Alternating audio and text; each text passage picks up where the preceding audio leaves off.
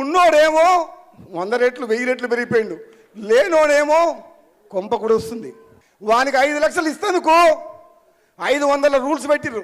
5 లక్షల రూపాయలు ఇంటికి. ఎన్ని రూల్స్? ఎంత ఇస్తుర్రు? వాడేమో లక్షల కోట్లు దోసుకుంటుర్రు, పైన ఉన్నోడేమో లక్షల కోట్లు దోసుకుంటుర్రు. 5 లక్షలు ఇస్తేందుకేమో 500 రూల్స్ పెట్టింది. నిజమా కాదా? సగం ఇల్లు రాగానే బిల్లు రాలేదంటారు. పాత ఆటో ఉన్నా వెనకడ ట్రాక్టర్ ఉన్నా నీకు బిల్లు ఇవ్వమంటారు. అది ట్రాక్టర్ నడిచేది లేదు, జీపు నడిచేది లేదు, అది ఎప్పుడు ఫైనాన్స్ వాళ్ళు గుంజుకపోయారు, అది ఎప్పుడు ఆయన పేరు మీద ఉందంట, నీకు ఇల్లు క్యాన్సర్ అంటారు. ఇదెక్కడ న్యాయం? ఉన్నోడేమో 100 రెట్లు 1000 రెట్లు పెరిగిపోయిండు, లేనోడేమో కొంప కూడా వస్తుంది. వానికి 5 లక్షలు ఇస్తేందుకు 500 రూల్స్ పెట్టిర్రు. 5 లక్షల రూపాయలు ఇంటికి. ఎన్ని రూల్స్? ఎంత ఇస్తుర్రు?